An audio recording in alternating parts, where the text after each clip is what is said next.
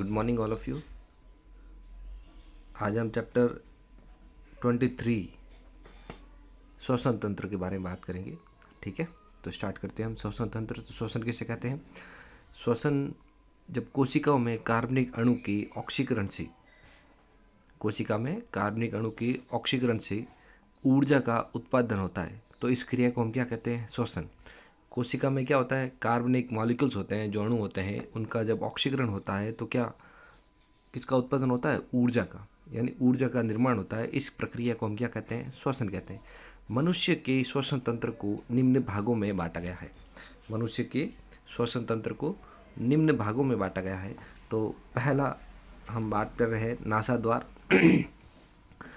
तो मनुष्य के नासा मतलब नाक, देखो तो वो दो नाक के अंदर दो नासा द्वार पाए जाते हैं। ठीक है, जो नासा गुहा में खुलते हैं। नाक सबने देखी होगी, तो देखो नाक के अंदर कितने द्वार है? दो नासा द्वार पाए जाते हैं जो नासा गुहा में खुलते हैं। दूसरा भाग हम बात करते हैं वेस्टिब्यूल्स, उसको हम क्या कहते हैं? हिंदी में प्रगाढ़ कहते हैं। तो नासा द्वार पीछे की ओर कहाँ पर खुलते हैं? प्रगाढ़ में खुलते हैं। नासा द्वार कहाँ खुलते हैं? पीछे की ओर प्रगाढ़ में खुलते हैं। और नासा द्वार में एक श्लेष्मा झिल्ली पाई जाती है जो वायु को छानती है। तो यह श्लेष्मा झिल्ली क्या करती है? रोगाणुओं को अंदर आने से क्या करती है? रोक देती है।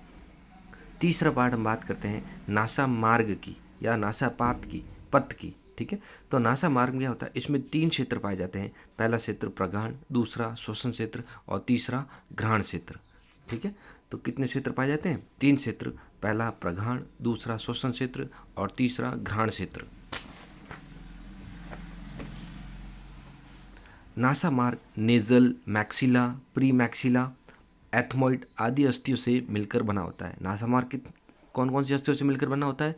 नेजल, मैक्सिला और प्री मैक्सिला, एथमॉइड और अस्थियों से मिलकर बना होता है। एथमॉइड अस्थियों से मिलकर बना होता है, मतलब कौन सा? Nasal, maxilla, pre maxilla, ethmoid अस्थियों से मिलकर बना होता है। ठीक है, नासा गुहा नासा ग्रसनी में खुलती है। नासा का किस में खुलती है? नासा ग्रसनी में खुलती है। नासा ग्रसनी को क्या कहते हैं? नेज़ोफेरिंक्स कहते हैं। ठीक है, अब यहाँ से वायु कंठ ग्रसनी, दैट मीन्स लैरिंग्स के अंदर जाती है। यहाँ से वायु कहाँ पर जाती है? कंठ ग्रसनी, दैट मीन्स कहाँ पर?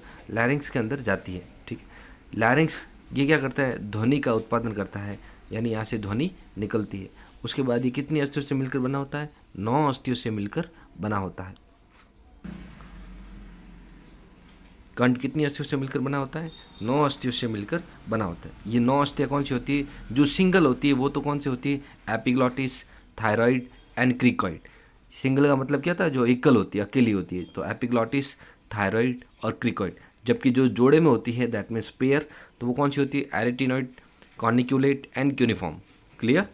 एरिटिनॉइड्स, कॉर्निक्यूलेट एंड क्यूनिफॉर्म। क्लियर? कंठ की छिद्र को हम क्या कहते हैं? ग्लॉटिस कहते हैं। कंठ के अंदर एक छिद्र पाया जाता है, कंठ में छिद्र पाया जाता है, जिसे क्या कहते हैं? ग्लॉटिस कहते हैं, जो श्वास नली में खुलता है। ये ग्लॉटिस किसके अंदर खुलता है? श्वास नली में खुलता है। ठीक है, तो अब हम बात कर रहे हैं नेक्स्ट भाग की, वो है श्वास नली। देखो, श्वास नली को क्या कहते हैं? ट्रेकिया कहते हैं। ये कितने सेंटीमीटर नली जैसी होती है? 12 सेंटीमीटर एक नली जैसी संरचना होती है। ठीक है, इसके अंदर सी आकार के अपूर्ण उपास्थ्यों के छल्ले पाए जाते हैं। सी आकार के अपूर्ण उपास्थ्यों के छल्ले पाए जाते हैं, जो श्वास नली को पिचकने से क्या करते हैं? रोक देते हैं। श्वास नली को पिचकने से कौन रोकते हैं? ये सी आकार के जो उपास्थ्यों से बने हुए होते हैं, ये छल्ले श्वास नली को पिचकने से रोक देते हैं। ठीक है, श्वास नली जब वक्ष गुहा में प्रवेश करती है, कहाँ पर?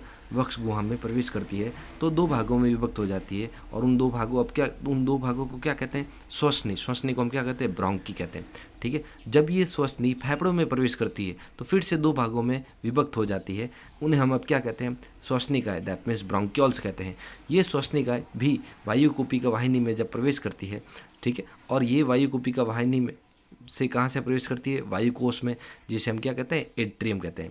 और वायुकुपिका श्वसन की इकाई कहलाती है। ठीक है, और इसकी भित्ति के अंदर, मतलब इन वायुकुपिकाओं की भित्ति किसकी बनी होती है? सल की उपकला के द्वारा आश्रित होती है, यानी सल की उपकला के द्वारा ये आश्रित होती है, बनी हुई होती है।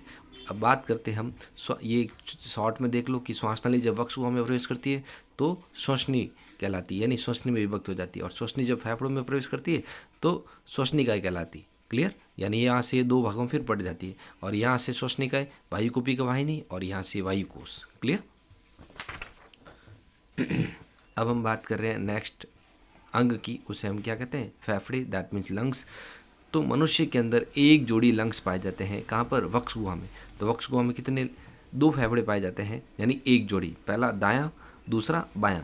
दायां जो फेफड़ा होता है वो 3 पालियों से बना होता है। दायां जो फेफड़ा होता है 3 पालियों से बना होता है, जिसका मतलब दायां फेफड़ा कैसा होता है, बड़ा होता है, जबकि बायां फेफड़ा छोटा होता है, वो 2 पालियों से बना होता है। फेफड़े के ऊपर जो आवरण पाया जाता है जिसे हम क्या कहते हैं, फुफ्फुस आवरण कहते हैं, और इनके अंदर जो द्रव भरा रहता है उसे हम क्या कहते हैं, फुफ्फुस द्रव कहते हैं।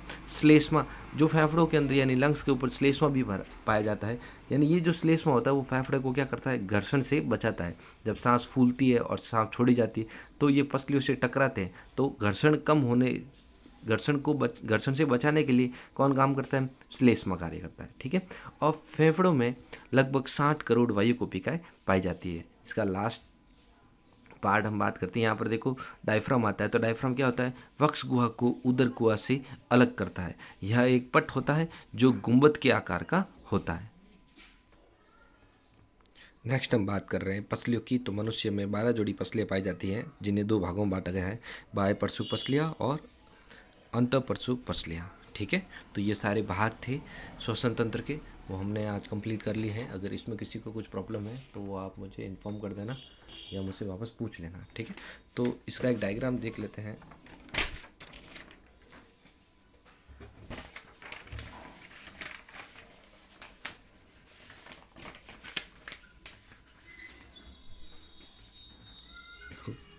ये जो पार्ट्स है सबसे ऊपर वाला, इसको हम क्या कहते हैं, एपिग्लॉटिस कहते हैं। इसके नीचे वाला जो पार्ट्स होता है उसे हम क्या कहते हैं, लैरिंक्स कहते हैं। ये जो पार्ट्स है, जो संरचना है 12 सेंटीमीटर की, उसे क्या कहते हैं, ट्रेकिया कहते हैं। ठीक है। फिर ये देखो, ये एंटर जहाँ जाता है जब ये श्वसनी, और यहाँ से ये जब विभक्त होती जाती है तो उसे हम क्या कहते हैं, श्वसनिकाय। लास्ट के अंदर ये कहाँ पर जाती है, वायुकोपिका वाहिनी के अंदर, फिर वहाँ से वायुकोश के अंदर, और ये होते हैं सारे वायुकोश के अंदर। ठीक है। तो ये डायग्राम्स हैं। ये वाला जो पट है उसको हम क्या कहते हैं, डायफ्राम। ठीक है। गुंबद के आकार का होता है। क्लियर। और यहाँ पर 12 जोड़ी पसलियाँ पाई जाती है। क्लियर। तो ये आप डायग्राम से एक बार देख लेना उसको। Thank you.